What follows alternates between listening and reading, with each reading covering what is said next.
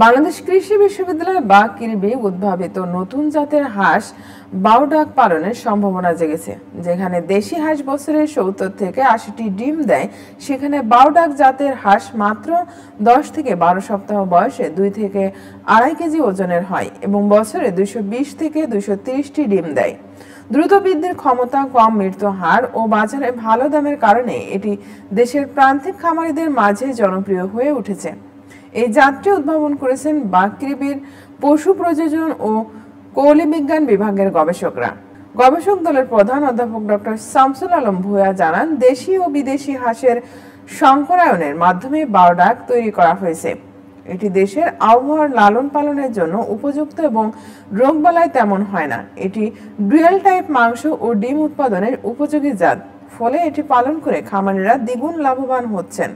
হাঁসের মাংসের জন্য এটি একটি সম্ভাবনাময় সংকর জাত বা প্রাণীজ প্রোটিনের চাহিদা লাঘবে গুরুত্বপূর্ণ ভূমিকা রাখবে। জানা যায়, সিরাজগঞ্জের উল্লাপাড়া উপজেলার প্রান্তিক খামারিদের মধ্যে দিন দিন জনপ্রিয় হয়ে উঠেছে নতুন জাতের বাউ হাঁস। কম সময়ে দ্রুত বৃদ্ধি, মৃত্যুহার কম এবং মাংস ও ডিম উৎপাদনে অধিক লাভজনক হওয়ায় অনেকেই এই হাঁসের খামার গড়ার দিকে ঝুঁকছেন। বিশেষ করে উল্লাপাড়ার চয়রা গ্রামের ইতোমধ্যে ২০টিরও বেশি বাউ হাঁসের খামার গড়ে উঠেছে।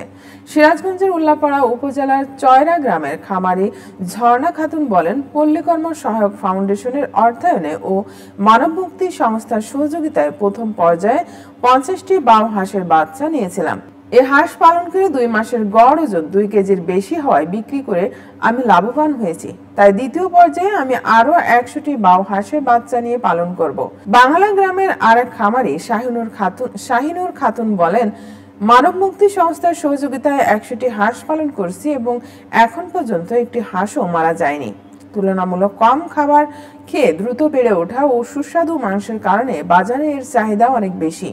এমএমএস এর প্রাণী সম্পদ কর্মকর্তা মোহাম্মদ ফারুক হাসান বলেন, কিরবি উদ্ভাবিত নতুন জাতের হাঁস বাউডাক, যেটি ১০ থেকে ১২ সপ্তাহ বয়সে ২ থেকে আড়াই কেজি ওজন ও বছরে ২২০ থেকে ২৩০টি ডিম দেয়। খামারে বায়োসিকিউরিটি, নিয়মিত টিকা প্রদান সহ কিভাবে হাঁসটি পালন করে লাভবান হওয়া যায় সে বিষয়ে প্রশিক্ষণ দিচ্ছে। কম সময়ে বেশি বৃদ্ধি ও মৃত্যু হার কম হওয়ায় হাঁসটি দিন দিন প্রান্তিক খামারিদের মাঝে জনপ্রিয় হয়ে উঠেছে, যেটি অর্থায়ন করছেন পিকেএসএফ ও বাস্তবায়নে মানব মুক্তি সংস্থা। উল্লাপাড়া উপজেলা প্রাণী সম্পদ কর্মকর্তা doctor Sheikh M A Matin বলেন, বাউ হাঁস বাংলাদেশের আবহাওয়ার জন্য অন্তত উপযোগী। এটি অল্প দিনে বেশি ওজন অর্জন করে এবং বেশি ডিম দেয়। এছাড়া রোগবালাইও তুলনামূলকভাবে কম হওয়ায় খামারিরা সহজেই লাভবান হচ্ছেন।